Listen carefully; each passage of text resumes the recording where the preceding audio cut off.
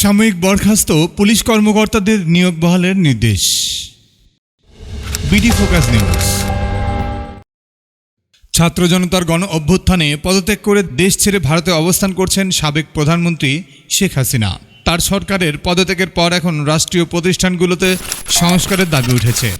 এরই অংশ হিসেবে পুলিশ বাহিনীতেও সংস্কারের হাওয়া লেগেছে।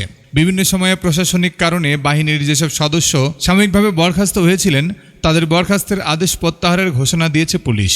শুক্রবার পুলিশের অতিরিক্ত ডিআইজি বেলাল উদ্দিন স্বাক্ষরিত এক আদেশে বলা হয়, প্রশাসনিক কারণে সাময়িক বরখাস্তকৃত পুলিশ সদস্যদের কনস্টেবল থেকে শুরু করে এসআই সমমর্যাদা এবং ডিএমপির ক্ষেত্রে পুলিশ পরিদর্শক পদমর্যাদা পর্যন্ত সাময়িক বরখাস্তের আদেশ প্রত্যাহারের জন্য নির্দেশক্রমে অনুরোধ করা হলো।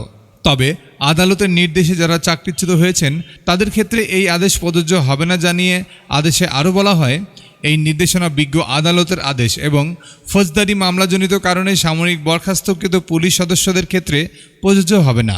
উল্লেখ্য, বৈষম্য বিরোধী ছাত্র আন্দোলনের বিভিন্ন কর্মসূচিতে কঠোর পদক্ষেপের কারণে সমালোচনার মুখে পড়েছে পুলিশ।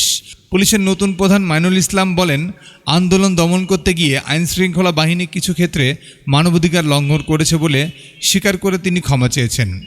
সমাজের বিভিন্ন শ্রেণী পেশার মানুষের সঙ্গে একাত্মতা জানিয়ে পুলিশের অধস্তন সদস্যরাও বাহিনীকে রাজনৈতিক প্রভাবমুক্ত করে ঢেলে সাজানোর দাবি জানিয়েছেন।